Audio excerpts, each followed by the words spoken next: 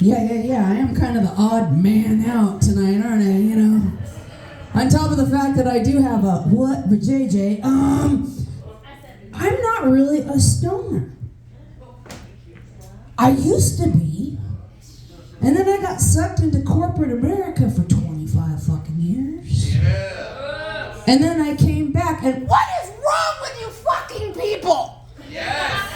This new weed is retarded. It is so ridiculous. Yes. I know these fuckers smoke all day long, and I'm like, I want to try it out. And they're like, oh, this is light. I take one hit, and I'm just like,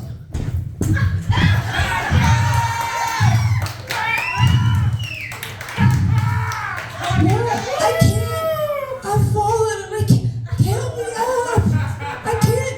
I don't feel my bones anymore. I can't. I think I have a spinal injury. I can't do this shit anymore. What the fuck? I can't. You know how strong the weed is anymore? Back in the day, I had paranoid stoners that told me hotboxing isn't a thing. It is a thing. I got hired for a gig at one of these places where they grow weed. They were having a company barbecue. We were outside in the summertime. Outside. And they hotboxed me. Outside. Just process that for like 2 seconds. I didn't smoke any at all, and they hotboxed me outside. I was just so fucked up. It was ridiculous. It was ridiculous.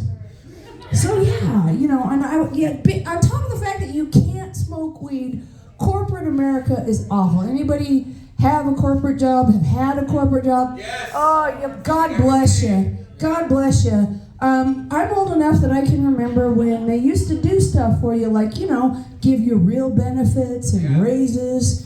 And then at the end of the year, you would have a real Christmas party where you drank the Holiday Inn bar dry and they kicked you out at 4:30 in the morning.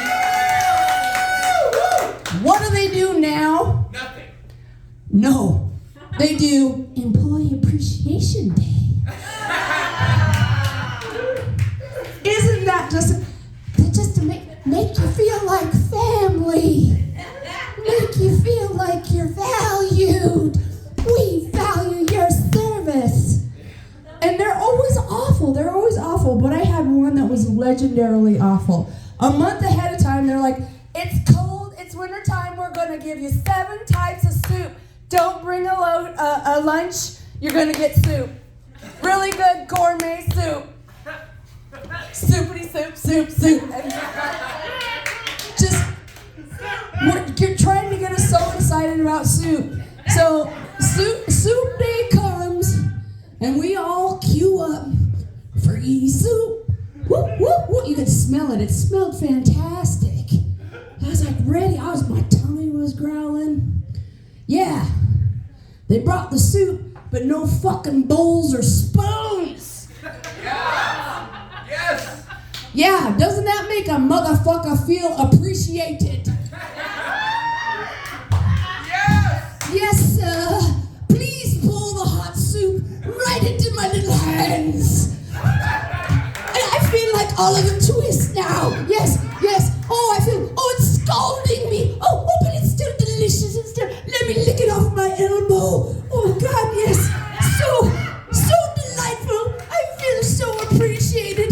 Sir, would you remove the shackles so I can enjoy this further?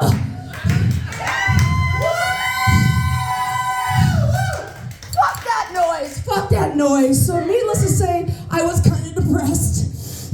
Yeah. I was kind of sad.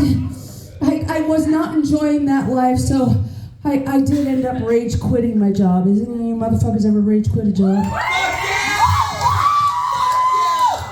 Oh yeah! The last job I rage quit, it was glorious. I went full bore. We're talking flip the desk over, rip the phone out of the wall, kick the door down. Fuck this place! Fuck you! Yes! And then I remembered I work from home.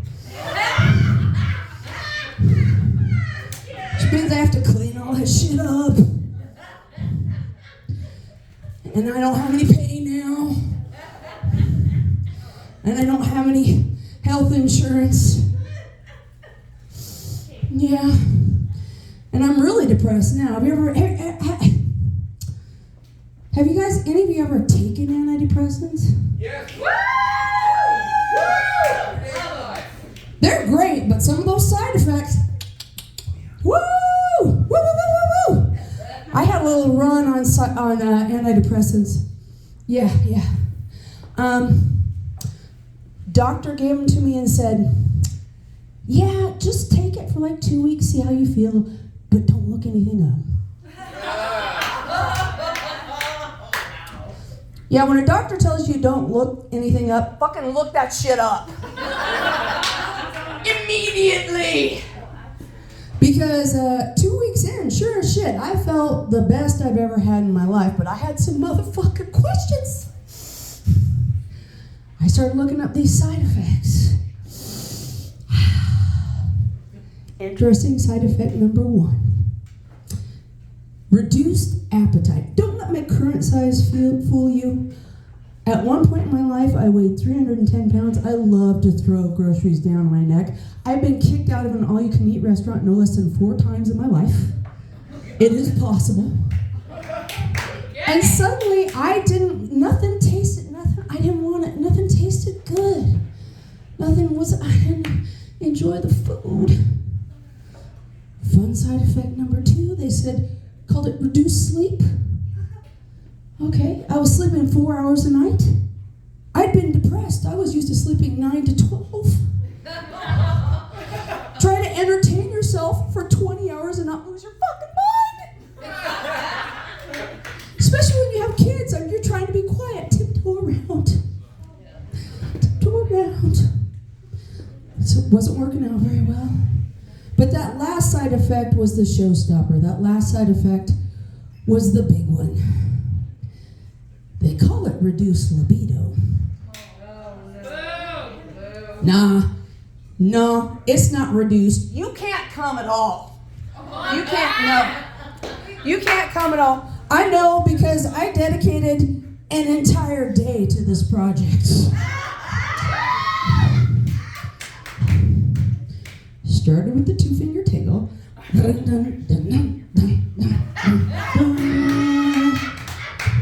Not flashy, not exciting, but typically quite effective. Nothing. Went to the little Hummer. Usually, like a Polaroid picture, it produces results in 5 minutes or less. Still nothing. So I broke out the major power tool, the one that shakes the whole foundation. Still nothing at all. And that's when I realized, quit these fucking drugs. Because although I felt better than I ever had in my life, I had nothing to live for. For God's sakes, I can't eat, I can't sleep, and I can't come. Why do I need to be happy? Yes! I can't make myself happy anymore. So that's when I started microdosing. Yeah. Taking small amounts of hallucinogens on a daily basis to try and manage your issues. I have to tell you, I recommend this for absolutely no one. Because there is no dosing chart, there's no guidance. There's just weird pages on Reddit where they say things like, well, you should feel it, but not feel it. And when you feel it, you know you've got it right. It's like, this is no help. And I still had a job when I started trying this out. And there was many days that I would pull up to work and go, well, this is gonna be a long day. Not like fully tripping balls, but the edges were sizzling pretty fucking hard. And laughing way too hard at my boss's shitty jokes.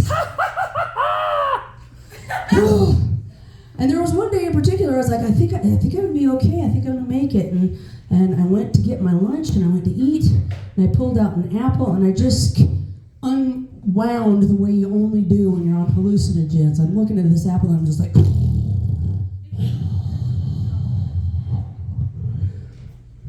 this contains seeds.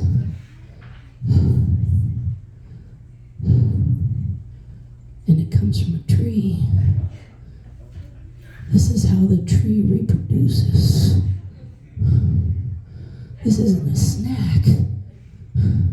This is a tree trying to fuck my face.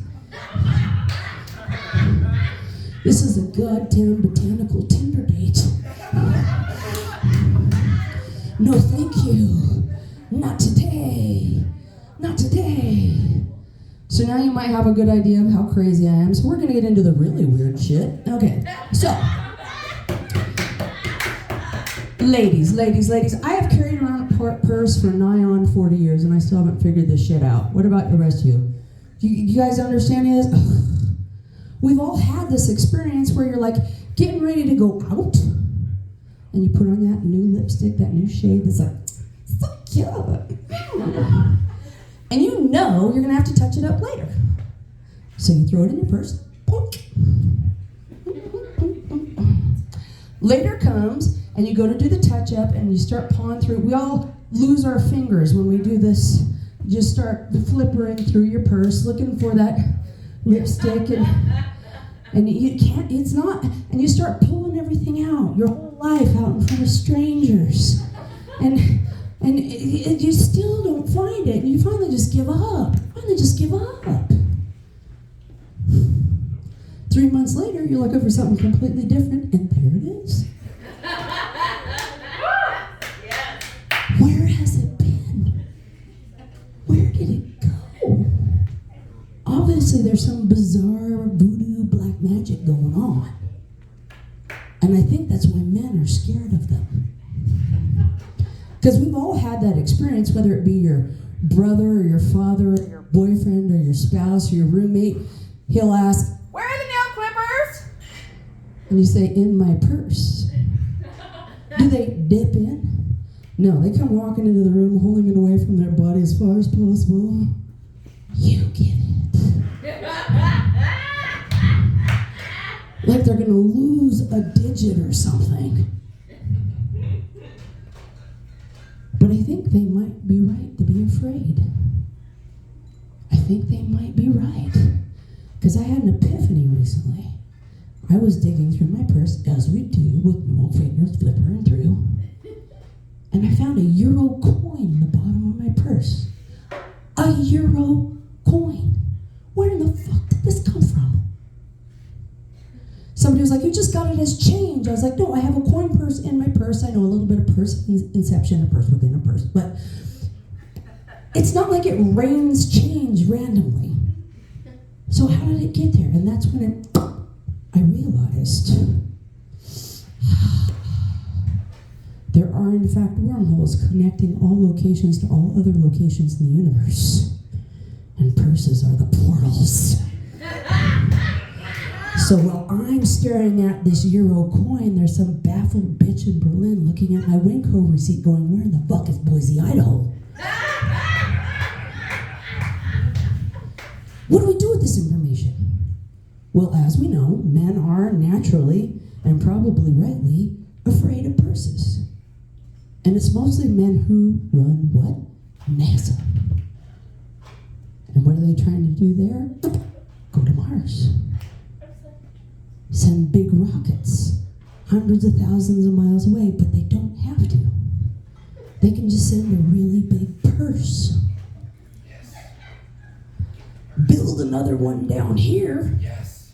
Cram it full of crap and wait. Nature will take its course, shit will start popping back and forth, and everything will be fine. We'll save a lot of money, we'll save a lot of lives, and on top of it all, we could get corporate sponsorships. Going to Mars by Coach. I don't know. Obviously, I'm insane. And I think by now, this is going to be something that you probably figured out on your own. I'm single. I'm so very, very single. I redecorated my bedroom with an old neon light from a gas station. It just flashes slowly. Self-service only. Self-service only. And it's not like I don't get offers, but because doing this, I get a ridiculous number of cock harpoons slung at me. I don't know why. And it's a weird mix of like these really young guys that are trying to get their MILF tickets punched, Brett, stay away. And